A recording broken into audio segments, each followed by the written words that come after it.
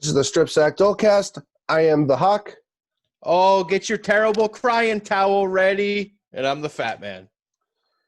Just like we said, this was a trap game Monday. And starting off with the very first one, Washington 23, Steelers 17. How do you feel about this game? Crack the champagne, light the cigars. Steelers went down. No, man, like I called it. Like Washington's got a good defense. Somebody was going to beat Pittsburgh eventually. It's good to get the loss out of the way now. Come playoff time, you'll be ready. You know, you got to get that one out of your system. Yeah, to be honest, if you're going to lose a game out of the conference. Guess what? They're still the number one seed in the AFC. They still control their own destiny for that number one seed. And this year being more important than any year, as only the number one seed gets the bye in the playoffs. Yeah. So stats here: Ben 33 for 53, 305 yards, 2 touchdowns and a pick. This is the second straight game that Ben's had over 50 yards, and they did not really run the ball at all. You mean 50 pass attempts? 50 passing attempts. You got to run the ball. 53 passing attempts to me should equate to like 48 freaking points. Yeah, Alex Smith threw the ball 46 times too. Don't forget. I haven't got there yet. You know, I feel the same way for them. You're throwing the ball 50 times, and you don't have like the 40-some points. There's no reason for it. Neither team is down by a couple of scores. Run the fucking football. Control the clock. Well, there was a reason for Washington to do it, and that was win the game. And they did. Think for Washington, Logan Thomas had no clue who he was. 9 receptions, 98 yards, touchdown, best game of his career. Kudos to him. All right, next game. Bills 34, 49ers 24. Josh Allen put on a clinic, 32 for 40, 375 yards, 4 touchdowns. And the Bills are fucking for real. Yeah, the Bills, you know, they got a bright future at that quarterback position. He's just going to keep getting better and better. So yeah, he makes a lot of really good decisions. I know last year the knock on him was, well, he takes off and runs too much. Well, it seems to be working out, and he's a big tall tree that can just fall for 5 yards. Mm-hmm. You know. Yeah, you hear a lot of talk about dual threat quarterbacks. I think Josh Allen's one of the best ones. You know, and he's more of a passer than a runner. Well, about being a dual threat is you got to be able to make good decisions and quick decisions, know when to run, when to throw it, and to be able to keep yourself from getting whacked. You know, that's why Russell Wilson's so good at what he does. He runs around, dances around, and you never see him take a big shot. So, yep, that's correct. All right, getting on to the power rankings, like we do every time. Fat Man, start us off. Kansas City, you're the champ until you're not. Pittsburgh's not undefeated no more. No argument. Number 1 for me, I got the Chiefs. They're number 1 for me this week solely because they have the most recent win. Number 2, I got Pittsburgh.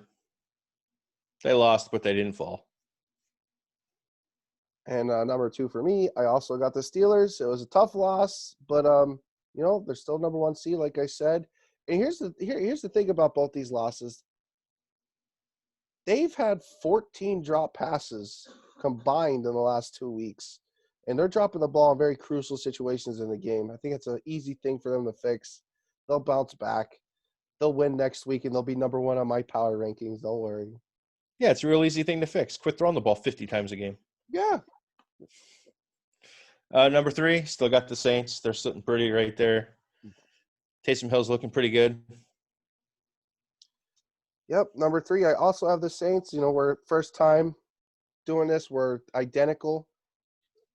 9 straight wins, first in total defense. That's surprising to me. You know, they're tied 3rd in sacks. They're 5th in points per game. The defense is balling out with Taysom Hill. They're just looking really complete. They're looking really good. Number 4 is the Green Bay Packers. They're looking like the best team in the NFC right now. Yep, and I don't disagree with you because I also have the Packers at number 4. Fun thing here, Aaron Rodgers has been playing lights out ever since that Tampa Bay game. Even in the one loss that they had he's on fire right now. I almost feel like he's unstoppable. Fucking hurts me to say it. I got the Buffalo Bills at number 5. You fucking you copying me over here because I got the Bills at Yep. 5 as well. Word for word. They're 5 for the last 6. It was they have a huge game coming up this week against the Steelers. It's going to be really fun to watch. This is going to tell us a lot about this team and how the playoffs are going to look on the AFC side going forward. It might tell us a little something about them Steelers too. Might tell us a little something about those Bills. Number 6, I got the Cleveland Browns. Baker Mayfield look good. I'm done shitting on the Browns. It's their time to shine. Jarvis Landry love. Number 6, I got the Los Angeles Rams. They're first in the NFC West once again. If they could just stay consistent and learn how to beat the fucking Niners, they'd probably be 9-2 right now. 7, I have Seattle. I still have them ahead of the Rams, by the way. Ooh, that makes me happy. Yeah, you're allowed to drop a game here and there. Number 7, I got the Cleveland Browns. They're 9-3. Browns were up 38-7.5. Man, I want to know when the last time a Browns fan felt that. Right? When was the last time you felt that good? Like they're probably so freaking happy. 8 is where I put the Rams. That NFC West is still up in the air, but I just think when Seattle's firing, the Rams can't keep up. Number 8, this is where I have the Seattle Seahawks. It was a tough loss. They're still top 5 offense. They were last in the league up to week 9 in sacks. They're first in the league since then. And what that tells me is this team is capable of fixing things that's wrong with the team going forward. And I feel like they're going to start fixing their offensive woes, and they're going to start playing more complete. And I can't wait for that to happen. 9, I have the Colts. They just keep surprising, keep winning. You're gonna see them. You're gonna see them come playoff time, definitely. Number 9, this is where I put the Tennessee Titans. Yeah, I know they lost to the Browns, the blowout, blah blah blah blah blah. It was a tough matchup for them. They have banged up offensive line. Myles Garrett being back. They gave them some issues. They stopped Derrick Henry. I think this team is still fine though going forward. So 10 is where I put Tennessee. They got their fucking asses handed to them yesterday, and that's what's going to keep happening. If teams force Ryan Tannehill to win football games, that's what's going to happen. You just fucking hate him. I fucking hate Tannehill. All right, just say that. You just hate Tannehill. Blah blah blah blah blah blah blah. Non-credible analysis on Tannehill coming out of your mouth. It's because I wish I was as pretty like him. Mm-hmm. All right, number 10, I got the Indianapolis Colts. It was a nice bounce back win for them. I really see no reason for this team to move out. And I agree with you. We're going to see them playoff time. All right. Yep. There's a couple things though here. Uh-oh. We've said this. I got a couple teams on the bubble here. I got the Ravens, Bucks, Dolphins, Raiders, Patriots, and Vikings all in this mix. What do you think about that? You have those teams there for you? Are they there for you too? But I got Miami at 1 in my heart list. Look, I'm even wearing a number 1. Like it's just hard to put them in there when everyone else is playing so good. And it's hard when you're a fan and you see things that you don't like when you expect more. The Patriots scare me. They do. It's that Bill Belichick factor, Yeah. The Raiders, 1 week they look phenomenal, and the next week they look like a bunch of bums out there. Like, Jesus Christ, they almost lost to the Jets. They got Greg Williams fired, but it's just the Raiders. They're so up and down. They're like a fucking roller coaster. Yeah. Another team in there is the Bucks. The Bucks have the pieces in place to be the best team in football. They're still figuring each other out, though, so I give them a little bit of a – they get a little bit of a hall pass. Yeah. If this team stays together going forward to the next season, that's going to be very interesting. Right. They'll be dangerous next year. Yeah. I mean, they're dangerous now. But this is going to be worse next year, I think. Yeah, there's I think this is one of the most competitive seasons that I can remember, in recent memory. Like it's a pretty interesting season. It's amazing. COVID even made bad teams good, except the Jets. All right. Tuesday's game. We got Cowboys versus the Ravens. Lamar Jackson is back, the protagonist of the NFL, because they got the protagonist card. He's not going to lose the game, I don't think. So, yeah, I'm going to pick the Ravens. I took the Cowboys. Just because Lamar is coming off of COVID or was on the list or had it or whatever. And it's difficult coming back from that. And there's like 5 or 6 guys that are coming back that I don't know if they were sick or just on the list for precaution or what, but it takes away some of your conditioning, and I don't know. The Cowboys have been chippy. They've They've been been fighters. playing better. So I've been beating the Cowboys up all year. Let's show the NFC East some love. They got 2 big wins this weekend. Let's see if they can get a third one. Yeah, I'll take the Cowboys. All right. Thursday's game. Patriots at Rams. I'm not betting against Bill Belichick. I'm going to go with the Patriots. That team came off a huge win. It might be the best win that they're going to have for the rest of the season. But I think the Rams are going to have a very, very difficult time playing them. I fucking hate the Patriots. Bill Belichick scares me. He gives me nightmares like Freddy Krueger. In your nightmares, does he have the claws too? Yeah, on both hands. He's got the trophies. He's got the trophies for hands. The trophies. Just bludgeoning the AFC East with the trophies.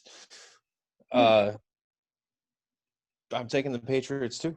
I think the Rams are going to struggle.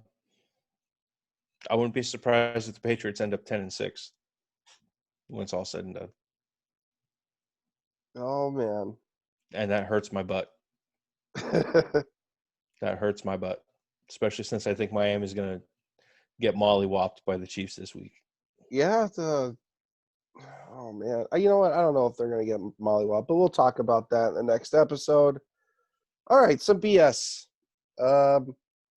Is the NFC East back? Well, they sure as hell got 2 big wins this weekend. Yep, that's true. Outside of the Eagles, it looks like, for the most part, they've turned around. Even the Cowboys, they suffered a devastating injury. You lose your starting quarterback, especially the way you lost him. New head coach, no offseason, no camp. Yeah, I think the AFC East is turning around now. That being said, I don't think they're going to be any barn burners either. But yeah, they definitely look a lot better. I don't really think a whole lot of teams want to play Washington or the Giants right now. And I'm with you. I think Dallas is in there too as a team that started off looking really, really bad. And somewhere around week 5, 6, 7, they started picking it up and getting better. And they're starting to look better too. The Eagles are just they're just a mess over there. But this division has started out to be the worst division historically. And now I'm looking at it, I'm just looking at 2 teams that could possibly be 8-8 and 9-7 at the end of the year. I mean, right now, Washington is 4 for their last 6.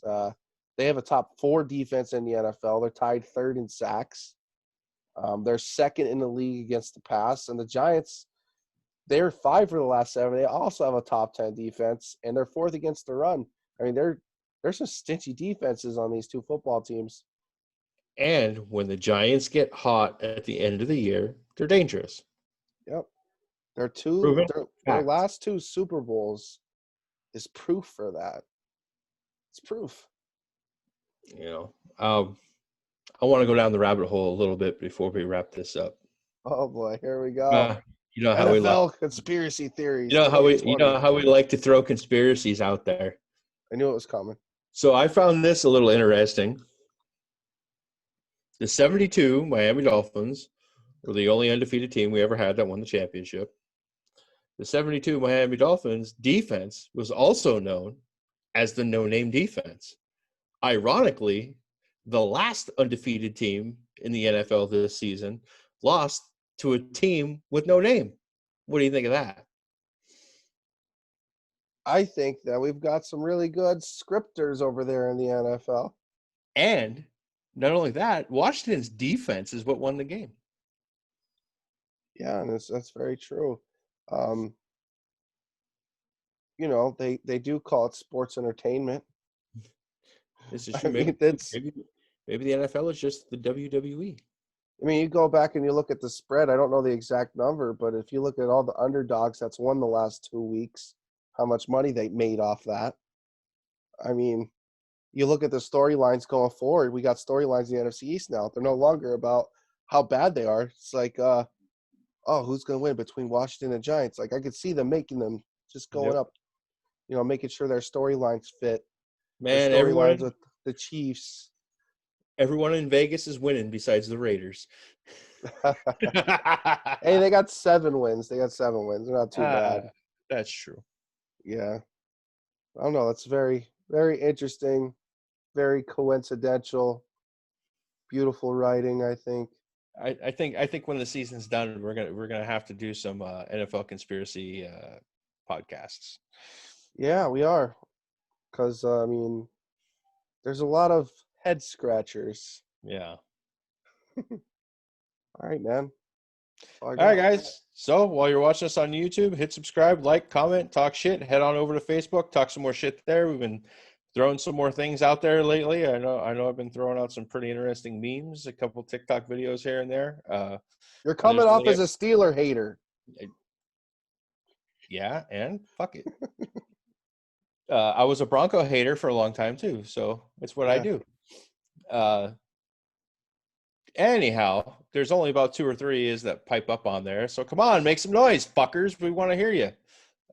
And also, we upload this to an audio podcast so you can listen to us on the go. Apple, Spotify, Google, wherever you listen to your podcast. Download us, jam us in your ear holes, and we'll make you have an orgasm. Yep. As always, guys, comment, like, and subscribe. I am the Hawk, no longer salty. And I'm the Fat Man. See you guys next time.